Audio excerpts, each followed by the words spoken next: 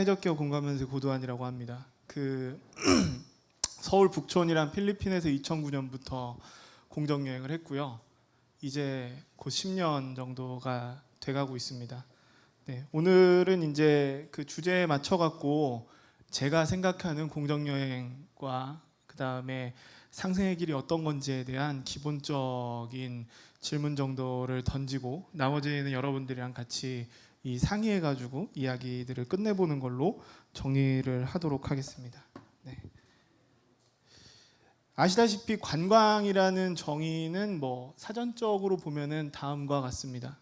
잘 아시죠? 이런 내용들을 가지고선 이제 관광이라는 것들이 시작이 됩니다. 우리가 알고 있는 고대 시대, 현대에 특정한 탈 것이라든가 아니면 연결점이 생기기 전에 관광은 기본적으로 둘러보고 유람하고 그다음에 어떠한 특수한 목적을 가지는 데에 일익을 담당했던 것 같습니다. 이전엔 지정학적으로 혹은 군사적으로도 굉장히 중요한 요건들을 가졌음이 분명할 거고요. 그게 이제 현대 시대로 돌아오면서 몇 가지의 삶의 양태들이 바뀌는 것과 함께 이제 변화하는 것들이 가능해졌다라고 생각을 합니다.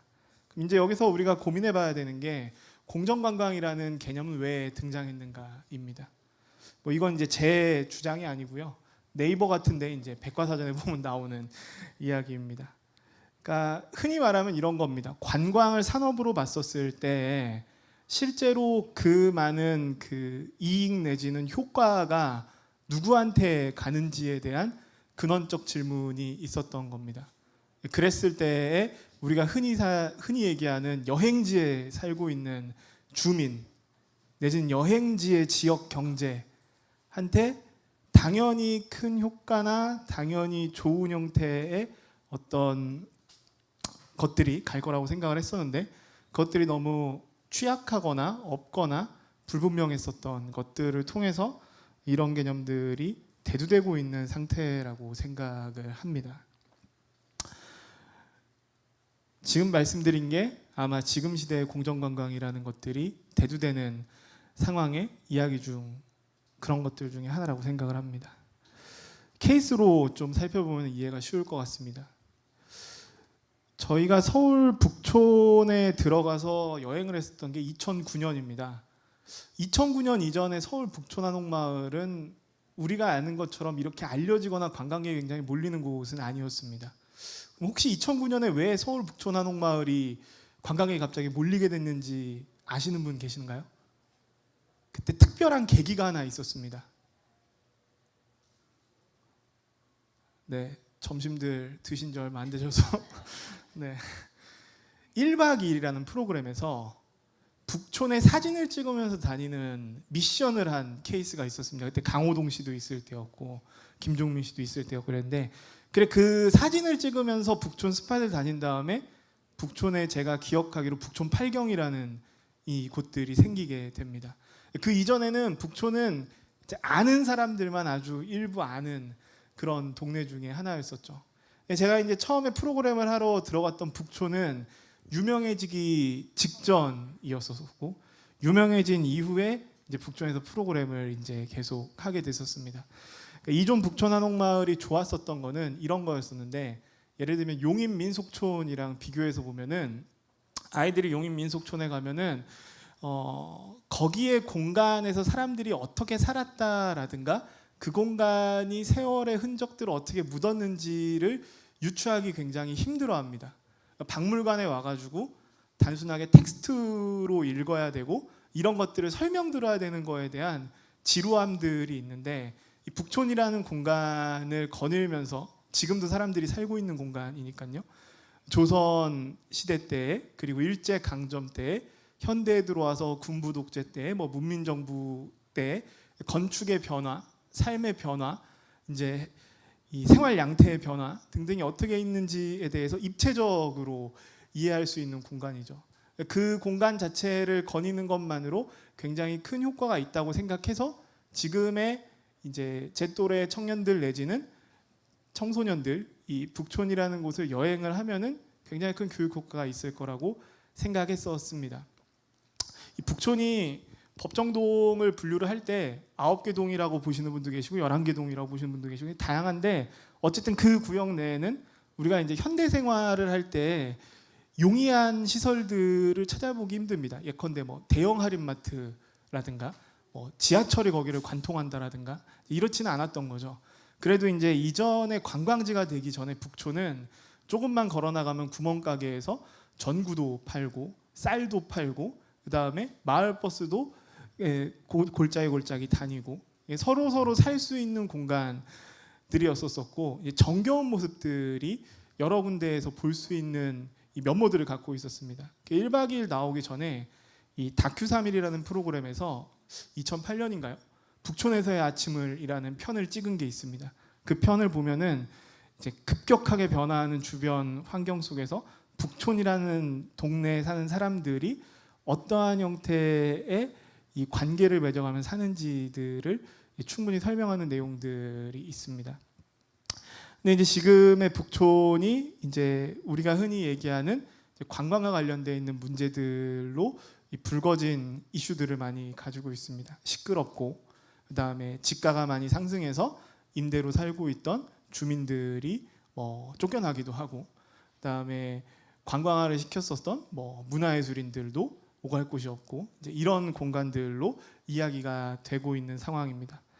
이제 소음과 관련되어 있는 것들은 이제 이게 아파트나 이런 데가 아니니까 낮은 담벽을 가지고 있는 사람들이 사는 공간이고 이 일제시대 때 집장사들이 만들어 놓은 한옥으로 재편된 구조이기 때문에 길거리와 집안 사이의 거리가 굉장히 짧습니다. 그러니까 관광객 내지는 사람들이 많이 있는 게 생활하기 용이하지 않죠. 집안을 들여다보기도 쉬운 요건들이 있고요. 그러다 보니까 이런 것들에 있어서 주민들의 갈등과 이 불만들이 높아지고 있는 것이 사실인 것 같습니다. 공감만세가 본사를 갖고 있는 대전 원도심은 북촌만큼 심각한 문제를 갖고 있지는 않은데요. 대전 원도심이 어디냐면은 성심당 튀김소보루라고 들어보셨나요? 네, 그 성심당이 있는 곳입니다. 네, 역시 먹을 걸 얘기하니까 얼굴에 미소가. 네. 대전역이 있는 곳이죠. 아시다시피 대전이라는 곳은 원래 도시가 있던 곳이 아닙니다. 일제강점 때 이제 도시가 설계된 곳 중 하나입니다. 대전 원도심이라는 곳은 일제강점을 거치면서 이후에 이제 대전의 중심으로 있다가 90년대 대전의 시정 중심이 둔산 신도시로 이전하면서 공동화 현상들이 일어납니다. 상대적으로 중심지였었기 때문에 다른 이 원도심보다 교통이 용이하고 생활 여건이나 정주 여건들이 상대적으로 높은 이점들을 가지고 있었습니다. 그에 비해서 아무래도 시설들이 오래되고 인프라가 낙후되다 보니까 임대 지가가 굉장히 쌌었습니다. 2008년부터 대전에 있는 문화예술인들이 대흥독립만세라는 이 프로젝트를 진행하게 됩니다. 대흥동의 문화예술인들이 모여서 이제 공동화된 원도심에서 다양한 실험들을 했었던 거죠. 문화예술 공연도 하고 대안 공간도 만들고 기존에 이제 대흥동에 자리 잡고 있었던 전통적인 문화라든가 가치들을 혼재시켜 갖고 시민들이 모여서 하나로 되는 노는 축제 같은 거를 여는 그런 행사들을 했던 겁니다. 다행히 대흥동이라는 곳은 필방이라는 공간도 굉장히 많이 있었고 갤러리도 굉장히 많이 있었고 카페도 많이 있었고 문화예술인들의 작업실도 많이 있었습니다. 실제로 이 공간들이 누구는 사회적 기업에 도전을 하게 되고 누구는 협동조합도 하게 되고 누구는 사업화도 하게 돼가지고 실제 이후 10년 동안 굉장히 이 큰 활성화의 성과를 거뒀다고 내외부로 판단을 합니다. 문제는 이 활동을 했었던 문화예술인들이 경제적으로 굉장히 취약한 여건에서 활동을 했었던 사람들이죠. 원래도 그랬고 이 활동을 하던 도중에 예를 들면 자기의 생계를 해결했을진 몰라도 실제로 그 건물이라든가 그 소유구조 안에서 권리를 갖는 거는 이론상 불가능했었던 거죠. 지금에 와서 심한 곳은 지가의 2배, 3배, 4배 임대료도 천정부지로 취소된 곳들이 있는데 이 사람들이 이제 빗겨나는 상황이 된 겁니다. 쫓겨나는 거죠. 쉽게 얘기하면 이걸 못해서. 근데 여기서 걱정되는 게 두 가지인데 하나는 우리가 이제 이런 공간들이 활성화가 되면은 외부 관광객이 온 걸 갖고선 이 지역의 지역 경제가 유지될 거라고 생각을 합니다. 근데 실제로는 그 소유 구조가 어디 있는지를 봐야 되는 숙제들이 있습니다. 또 하나는 관광객이라는 게 1년 365일 평균적으로 사람들이 일률적으로 오지 않습니다. 그래서 예를 들면 대전이면은 대전 지역에 있는 사람들이 내수적 경제 내지는 내재적 발전 관점에서 이것들을 계속 소비하거나 향유하는 공간이 돼야 됩니다. 그럼 대전 원도심이라는 공간에 계속 접근해야 된다는 소린데요.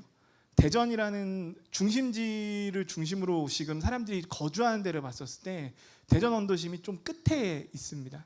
그러니까 대전 원도심이 특별한 공간이 아니라고 하면은 사람들이 올 유인이 굉장히 떨어지죠. 근데 이 문화예술인들이 나간 자리에 통상적으로 상업시설들이 들어섭니다. 내지는 프랜차이즈가 들어서게 되고요. 그러면은 장기적으로 봤을 때 이 지역이 갖고 있던 특별한 향유성을 잃게 됩니다. 그렇게 되면 다시 공동화가 일어날 거라고 우려하죠. 이 문화예술인들은 이제 뿔뿔이 인근으로 흩어지거나 다른 지역으로 유출되는 상황들을 갖습니다. 이게 비단 대전 원도심만 겪는 문제가 아니라 타 지역 원도심도 비슷한 문제를 겪을 거라고 생각을 합니다. 참고로 상대적으로 이 문제가 덜한 지역을 보면요, 상대적으로 그 지역 사람들이 땅이나 건물을 갖고 있는 경우가 이 문제가 상대적으로 덜한 경향성을 갖습니다. 스페인 사례를 볼까요? 혹시 바르셀로나 인구가 얼마나 되는지 아세요? 우리가 바르셀로나 하면은 인구가 굉장히 많을 것 같잖아요. 바르셀로나 인구가 150만 정도밖에 안 됩니다. 대전 인구가 150만 정도 되거든요.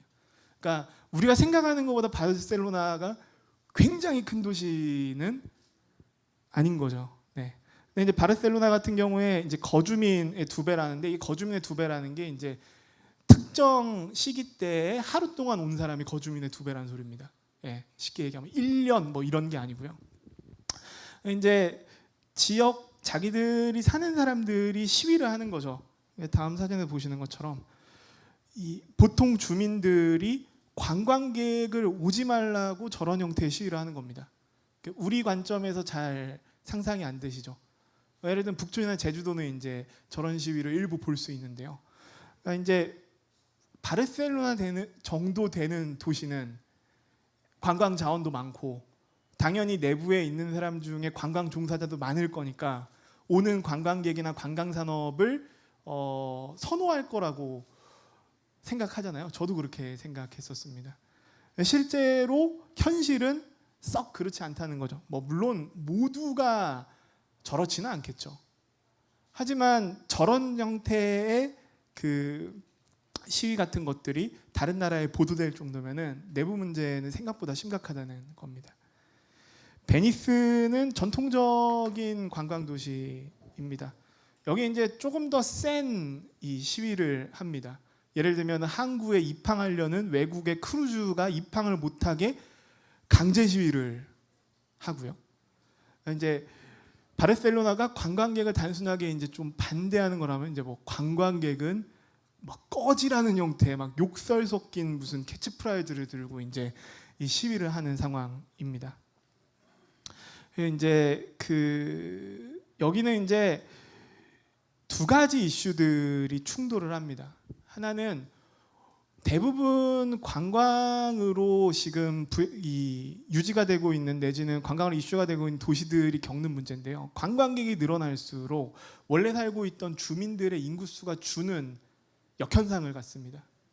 그 다음에 우리가 흔히 알고 있는 관광객이 늘어나면은 지역의 고용률 내지는 지역의 지역 경제 발전 척도 같은 것들이 높아질 거라고 생각을 하는데 그것들도 유관성이 없는 걸로 보통은 집계가 됩니다. 예를 들면 제 다음에 들으시는 제주도도 똑같이 유관성이 없는 형태의 통계들이 나오고 있는 거죠. 뭐 이런 것들을 종합적으로 고려해서 이탈리아 사람들이 스페인 사람들보다는 조금 더 심한 격한 형태의 반대를 하는 걸로 여겨집니다. 저는 여기에서 이제 우리가 같이 품어야 되는 질문이 이런 거라고 생각합니다. 우린 통상적으로 관광에 관련되어 있는 이슈들을 편의에 의해서 정의를 합니다. 예를 들면은 서울이 뭐 마이스 관광대국 전 세계 몇 위로서 라고 했었을 때 이 척도를 잡는 기준이 뭘까요?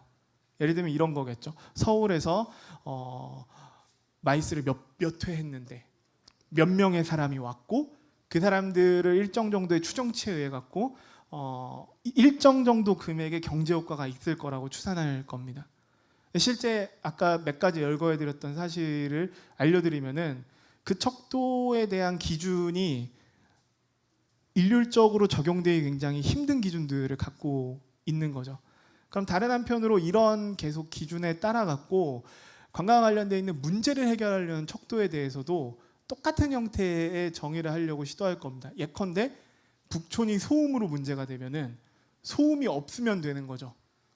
제주도에 중국 사람이 많으면은 중국 사람만 없으면 되는 거가요, 그럼? 이 문제는 실제로 그렇게 단순 명쾌한 형태의 결론이 나가지고 해결될 가능성이 없을 거라는 겁니다. 근데 통상적으로 우리가 알고 있는 우리의 행정 내지는 우리가 하려는 정책들은 정의를 잡으려고 시도하고 거기에 이게 걷어들일 수 있는 이면 효과가 어떤 건지를 추산해 가지고 정책을 일괄 집행하려는 속성들을 갖습니다. 저는 개인적으로 굉장히 위험하다고 생각합니다. 관광과 지역사회라는 건 이제 아이들 교과서에 나오는 걸로 네이버 마찬가지로 백과사전에 치시면은 이 챕터가 나옵니다. 이제 제가 얘기하는 게 아니고요. 관광이 지역사회에 미치는 영향과 효과, 아이들 교과서에 이런 식으로 나옵니다. 긍정적 효과는 무엇인가? 그러니까 지역의 내재적 발전에 기여하고 지역민을 고용하고 지역과 지속 가능한 발전을 꿈꾼다는 거고요. 예, 부정적 효과는 이런 걸 얘기합니다. 환경적 파괴, 지역의 유출, 이타 등등들을 뜻합니다. 그래서 이제 대안으로 제시하고 있는 게 이런 겁니다. 이게 하나씩 누르면 원래 이슈가 나오는데 이 왼쪽은 이 낡은, 그러니까 부셔진 형태의 유럽에 있는 그 오래된 그 유적입니다. 이 유적을 이제 멋들어지는 이 행사 환경 같은 것들을 해주는 그 리셉션장으로 바꾸는 역할들을 했었던 거죠. 그 두 번째 오른쪽은 일본의 이제 그 재해, 이른바 우리가 알고 있는 지진 및 홍수 피해들을 입은 지역인데 이 지역을 재생해가지고 이제 관광지로 만든 케이스입니다. 그다음 우리가 알고 있는 생태 관광 내지는 이런 효과들을 갖고 있습니다. 혹시 뒤에서 이걸 하나씩 클릭해 주실 수 있나요? 이 사진을? 네, 안 되는 걸로. 네.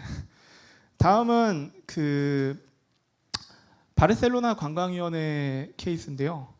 바르셀로나는 이 보시는 이 NGO 학계 전문가 그다음 정부 담당자 이런 사람들이 60명이 모여갖고 관광위원회를 만듭니다. 그러니까 이게 우리가 알고 있는 선출직 공무원이 나와서 일방적으로 위원회를 구성하는 게 아니라 60명이 이제 선출 과정을 거쳐갖고 위원회를 만들어서 바르셀로나가 펼치는 관광 정책 대부분을 이 결정한다기보다는 합의 구조를 만드는 데 기인해가지고 이 구조 운영을 합니다. 최근에 결정된 것 중에 하나는 관광세를 물리는 겁니다. 우리가 이제 관광세를 물리는 방법이 크게 두 개가 있습니다. 하나가 그 지역에 들어온 사람들이 통상적으로 숙박을 할 거라고 보고 숙박에 숙박세를 매기는 방법이 있고요. 그다음 외부에서 들어오는 사람들이 이른바 공항이라든가 일부 지역에서 입국세를 내듯이 입국세를 징수하는 방식이 있습니다. 근데 이제 바르셀로나는 그 숙박세 중에 일부를 거두기로 해가지고 많은 액수는 아닌데 이제 0점 몇 유로에서 2점 몇 유로 사이를 이렇게 거두기로 했습니다. 통상적으로 거둔 비용은 예를 들면은 주민들의 이 복지 편의를 위해서 사용하는 것들이겠죠. 이런 형태의 의사결정을 같이 합니다. 근데 이제 제가 이 기구를 굉장히 인상 깊게 본 거는 관광이라는 정책이 통상적으로 삶에 미치는 영향이 굉장히 큽니다. 예를 들면 우리가 지금까지 열거했었던 관광 문제가 관광의 문제일까요? 예를 들면 이게 한국 사회가 갖고 있는 전통적 문제에 다 파편화되어 있는 것들입니다. 예컨대 부동산, 재개발, 그다음 공동화 등등 이 대다수 예를 들면은 건물 내지는 토지에서 관광과 연달아서 오는 문제들은 관광이라는 어떤 이슈를 만나갖고 확 터진 거지. 이게 관광이 아니었어 다른 이슈를 만났으면 결국은 터졌을 문제 중에 하나일 겁니다. 그렇기 때문에 이 지역 주민 내지는 지역의 행정, 지역의 전문가들이 복합적으로 모여서 지속 가능하게 논의할 수 있는 틀이 굉장히 필요합니다. 그러니까 이게 예를 들면 외부의 정치적 요건 아니면 내부의 뭐 행정적인 어떤 인사이동에 영향받지 않고 이 논의들을 계속 끌어가야 되는 필요가 있는 거죠. 여기에서 예를 들면 단순 명쾌하게 하나의 결론이 나왔다고 해가지고 그 결론 집행이 되면은 예를 들면 우리가 지금까지 알고 있는 관광 문제는 모든 것이 해결될 것이냐? 그럴 거였으면은 아마 오늘 이 포럼 자리에서 이렇게 떠드는 자리도 마련되지 않았을 겁니다. 근데 이걸 지금 한국 사회는 잘 못하는 겁니다. 그렇게 중요한 과정이라고 생각하지 않는 거죠. 다른 한편은 이제 덴마크가 그 코펜하겐시에서 관광의 종말이라고 해서 이제 자기들은 관광 정책을 더 이상 펼치지 않는다는 선언을 하면서 보고서를 내게 됩니다. 더 엔드 오브 투어리즘이라고 그래갖고 혹시 코펜하겐은 관광지였을까요? 그럼 혹시 코펜하겐에 뭐가 있는지 혹시 아시나요? 네, 감사합니다. 제가 알기로 코펜하겐은 우리가 이런 것들을 정서적으로 생각하죠. 뭐 레고라든가 안데르센, 아니면 얼마 전에 좀 한국 사회에서 이슈가 된 뭐 행복한 나라라고 하죠. 이 덴마크 코펜하겐도. 그러니까 원래 전통적인 관광지는 아니었었는데 북유럽의 디자인 내지는 어떤 문화적 가치들이 인정을 받으면서 관광객이 대거 몰리게 됩니다. 근데 아까 말씀드린 대로 코펜하겐도 관광객이 늘어갈수록 원주민이 주는 현상과 몇 가지의 경제 지표들이 함께 돌지 않는 현상들을 겪습니다. 그래서 이 덴마크가 인구가 전체가 얼마가 되지 않거든요. 한 900만 정도 되는 걸로 제가 알고 있는데 이 중앙 수도에서 인구가 계속 주는 문제 내지는 관광으로 입는 폐해들이 중앙 수도에 입는 문제에 대한 심각성들을 본인들이 느끼게 됩니다. 그래서 더 이상 우리가 흔히 생각하는 이 부양하는 관광을 안 한다고 선언을 한 거죠. 예를 들면 우리가 관광 지표를 생각할 때 이런 겁니다. 대한민국은 2018년에 외래 관광객이 뭐 2천만이 올 것이야. 우리 시에서 이 사람들이 온 건 추산 비용을 얼마를 쓸 거야. 이 시설을 놓게 되면 이 시설 이용객이 이래서 지역 고용률이 얼마가 있을 거야. 라는 형태처럼 관광을 부양하는 정책들은 펼치지 않는다는 선언을 하고선 이거를 이제 관광 정책 전반에 적용하기 시작합니다. 네. 제가 알고 있는 한 지구상에서 가장 관광 구조를 현명하게 펼치는 나라는 부탄입니다. 부탄은 아시다시피 그 히말라야 산골에 있는 굉장히 작은 왕국인데요. 인구도 당연히 작고요. GDP도 2,500불 정도밖에 안 되는 걸로 제가 알고 있습니다. 근데 이제 하루 동안 여행을 하려면은 여행비를 굉장히 고액을 내야 됩니다. 200에서 250불 성수기 비수기 때. 그러면은 한 달 정도 여행하면은 대략 한 400만 원, 300만 원 후반대 400만 원 정도 든다는 소리입니다. 비행기도 타야 될 거고 뭐 해야 될 거니까요. 이제 이 비용에는 이제 국가에서 국가고시를 통과한 가이드가 포함되어 있고, 그다음 식비라든가 시설들이 포함되어 있습니다. 부탄이 가난한 나라지만 관광 시설이 생각보다 굉장히 우수하고 훌륭합니다. 그러니까 관광의 질 관리를 일률적으로 국가 사회가 같이 하고 있는 거죠. 이 돈을 내게 되면은 대략 33% 정도를 관광 세금으로 징수합니다. 이 세금을 갖고선 이 무상교육이나 무상의료를 펼치는 재원으로 쓰게 되죠. 돌려 말하면 이런 겁니다. 우리가 제주도에 중국 사람이 갈 때 제주도에 중국 사람이 특정인이 아니라 예를 들면 한국 사람도 가고 중국 사람도 가고 외국 사람이 가는데 대부분 쓰레기도 많이 버리고 어떤 일들이 굉장히 많다고 가정을 하면은 가장 불만을 갖는 거는 제주도 사람입니다. 보통은. 그러니까 이유는 크게 두 가지죠. 내 삶에 폐해가 있고 피해가 있는 것도 있겠지만 제가 생각하는 근원적 이유 중에 하나는 그게 제주도나 제주도 사람들이 살아가는데 어떠한 기여를 하는지에 대한 부분입니다. 예를 들면 우리가 알고 있는 가난한 나라들이 경제적으로 개도국들이 여행을 가는 여행객들을 봤었을 때 그 사람들이 여행객들을 실제적으로 대하는 심정이나 태도들이 어떨까를 생각을 해보면은 이 사람들이 오는 게 내 아이도 공부를 시킬 수 있고 그다음에 우리 가족들이 뭐 예를 들면 의료 행위를 받는데 큰 영향을 미치지 않을 만큼 걱정이 없을 만큼 하는 사회에 기여할 수 있다고 하면은 관광객을 맞이하는 기본적인 태도라든가 사회에서 다루는 의제들이 달라질 거라고 생각합니다. 태국이 관광과 관련되어 있는 GDP 비율이 굉장히 높은 걸로 알고 있는데 10에서 11% 정도 됩니다. 부탄이 16%인데요. GDP에서. 이게 완벽한 구조라고 볼 수는 없습니다만 저는 이런 형태의 그 구조에서 몇 가지의 시사점을 발견해야 된다고 생각합니다. 실제로 관광이 산업으로서 지역에 기여하는 구조를 반드시 설계해 줘야 되고, 다른 한편으로 관광객이 그거에 응당하고 충분한 형태의 비용을 지불해야 된다고 생각합니다. 이게 대다수의 비용들은 무임승차하는 경향성이 굉장히 많습니다. 예를 들면 제주도에 막대한 쓰레기 처리 비용이 드는데 여행객들이 이 쓰레기 처리 비용에 대한 책임들을 다 하는지로 놓고 보자면은 그렇지는 않을 거라는 거죠. 다른 한편으로는 부탄이 배낭여행객을 받지 않기 위해서 이런 정책을 펼쳤다고도 합니다. 이유는 간단한데요. 배낭여행객들이 배낭여행을 하면서 많은 것들을 배우고 그 사람들이 성장해서 이룰 사회가 유익하다고 생각을 하지만 부탄 같은 소국에서 이 배낭여행객들을 받았을 때 부탄 사회가 유지되기 매우 힘들다는 거죠. 왜냐하면은 그만큼의 이 뭐랄까요, 구매력 내지는 소비력을 갖고 있지 않은데 제공해야 되는 이 눈에 보이지 않는 사회 간접 인프라들이 굉장히 많다고 생각들을 한 겁니다. 이런 것들이 있고요. 재미있는 몇 가지 내용도 있죠. 토지의 70%가 삼림이고 40%가 보존구역이라고 헌법으로 지정되어 있습니다. 그러니까 실제로 우리가 생각하는 부탄이라는 곳이 갖고 있는 일정 정도의 어떤 상징들 있죠. 그게 뭐 불교 아니면 자연 아니면 어떤 특정 문화 이런 것들을 지키고 보존하는 것들에 대한 의식들이 굉장히 강합니다. 서울이 공정관광 관련된 정책을 많이 펼칩니다. 일단 뭐 공정관광 국제포럼이라는 걸 해서 올해도 이제 이런 것들을 진행하게 됩니다. 아시다시피 작년은 유엔이 지정했었던 그 지속가능 관광의 해였습니다. 전 세계에서도 우리가 알고 있는 관광의 폐해와 관광을 어떻게 지속가능하게 운영해야 되는지에 대한 이슈들이 많이 있고요. 다른 하나는 이제 서울 속 마을 여행이라는 이 정책들을 펼치는데요. 이게 논란이 있습니다. 어떤 효과가 있는지에 대해서. 근데 저는 개인적으로는 효과가 있다고 생각합니다.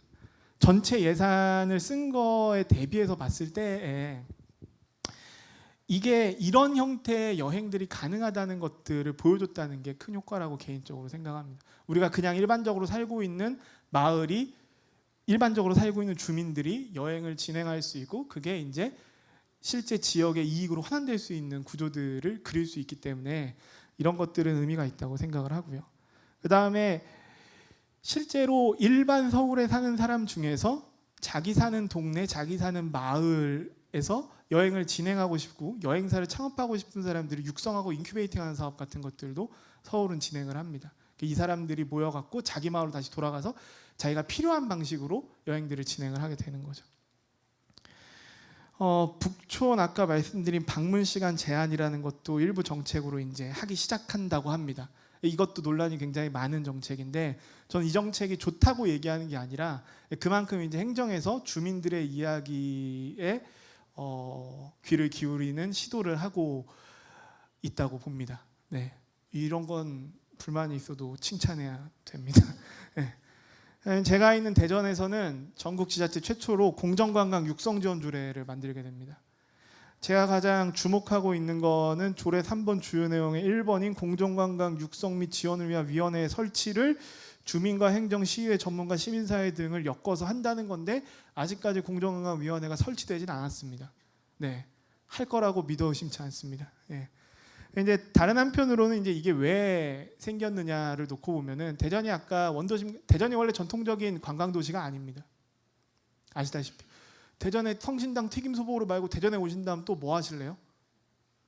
유성 온천? 네, 공감만세 연락하세요. 네, 어쨌든 간에 그런데 대전이 아까 말씀드렸던 마을 공동체라고 하는 이 마을살이를 할 수 있는 공동체들이 굉장히 많이 발굴됐었고 대전 외곽에 있는 이 자연보호권이라든가 아니면 문화예술인들이랑 발굴해 놓은 소소한 이 아이템들이 많았습니다. 이걸 통해서 애들이 학교 현장에서 교육으로도 연결할 수 있고 여러 일자리를 만들어 놓은 케이스가 있어서 이거를 조례로 지정해서 원도심에서 있었었던 이 공동화라든가 투어리스티피케이션 같은 현상들을 낮추고 억제하고 그다음 이런 것들을 지원할 수 있는 방안들을 만들기 위해 조례들이 생겼고요. 내용들은 다음과 같습니다. 그러니까 이런 형태의 조례들을 준비하거나 정책적으로 준비하는 지자체들이 있기 때문에 이런 것들이 생기는 것들은 개인적으로 좋다고 생각합니다. 근데 가장 중요한 거는 어쨌든 위원회가 설치가 돼서 그 위원회가 모든 걸 다 결정할 수 있을지 몰라도 행정의 방향이나 정책들을 결정하는 데 일익을 담당하는 것이 지금 상태는 가장 용이할 거라고 생각합니다. 저는 개인적으로 공정한 관광을 위해서 우리가 추구해야 되는 거는 결정이 아니라 논의하고 어떤 형태의 합의를 하는지라고 생각합니다.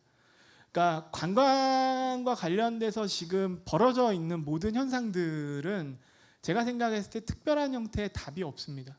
근데 어떤 형태의 컨센서스를 가질지가 핵심이라고 봅니다. 그래서 한 차례 논의하고 그 다음에 어떤 권력에 의해서 의사결정하고 행정의 편의에 의해서 이것들을 정리하는 게 우선하는 게 아니라 이 논의를 반복적으로 해서 수기시켜야 되고요. 이 수기가 사회적 합의로 연결돼야 되는 것이 핵심이라고 생각합니다. 그러기 위해서 지금 우리가 다 같이 해야 되는 거는 이 논의를 수기시킬 수 있는 구조를 어떤 방식으로든 필요한 걸 법체계로 만들든 아니면은 어떤 형태의 논의체를 만들든 만드는 것들이 핵심이라고 생각합니다. 예, 이상입니다. 감사합니다.